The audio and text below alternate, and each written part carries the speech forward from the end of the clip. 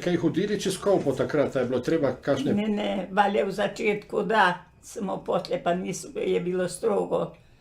Mi, na primer, mi smo imali jedne lepe konje, tata je imal, i onda je videl kad se vojna začela, onda je prodal te konje. I potlje je pa jedan Prilišćan na šverca, znate, nekako je došao s njim u vezo i onda da je te druge konje kupil, pa grde, rekli je to budu i tako pobrali, to bo šlo u vojnu, onda je pobral, so i, kako bom rekla, ta je dopeljal do Kolpe i onda je prepeljali ta Prilišćan, Hrvat. Hrvat, ja. Da. Iz hrvaške strani je pripeljal do Kolpe. Da, tek je u Karlovcu je bilo dosta cenije to živino. I tam ga je oče počakal i plaćal mu i dobro. Poslije nas je pa jedan izdal, da smo preko ne bi bili smeli znati Hrvaškega. Onda nas je jedan izdal, onda je došao ta Preločan, Preločan je bil, samo ne iz Preloke, nego je bil iz Semića tu priženjen. Onda pride jedno jutro da li imamo mi zajca za posudit. Da bi zajca, da je vidjeli smo u resnici dopeljali te konje. I onda nas je prijavili Italijanom. Onda je nekako tata da nisu s Hrvaškega, nije bilo treba onda tolike te papirje, znate, kad nismo imali kade niti dobiti te papirje.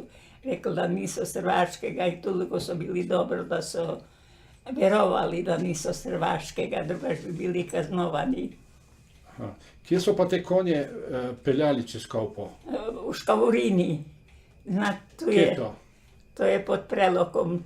Sada ni već, sad nije nikoga u tri hiše su bile. Aha. Da, tam je niska voda. Aha. A se je še kaj drugega švercalo poleg konjev? Da kaj da se švercalo. Kaj? Na primjer, ja nisam imala čevlju. Ja. Tu se nije dalo dobiti. Mi nismo mogli, na primjer, u Črnomlj, ako su bile one točke, ali kaj je bilo. Ako si kupilo obliku, su ti odrezali te točke, nisi mogao čevlju si kupiti. Ako si čevlje kupil, nisi mogao riža od cukra, ali kaj kupiti. To je bilo tako. Aha. I onda mi je jedna ženska, ki je neka zlata bila, ona je hodila u Karlovac i ona je na šverc šla čez tu Škavurinike.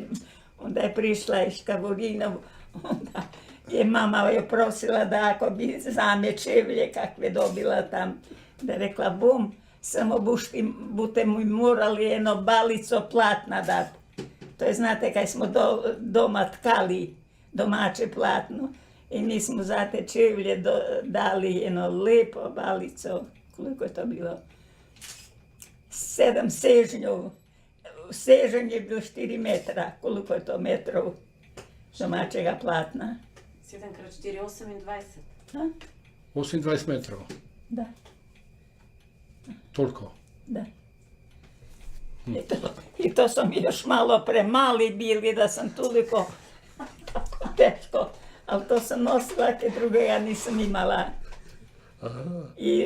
I sol, na primjer, ki su bili tu iz Gorskega Kotara, se šlo i onda su nosili hranu, tam su pa najvrši bili ti delavci, gozni delavci. I onda su nosili im hranu i sve tako da su dobili kako kilo soli.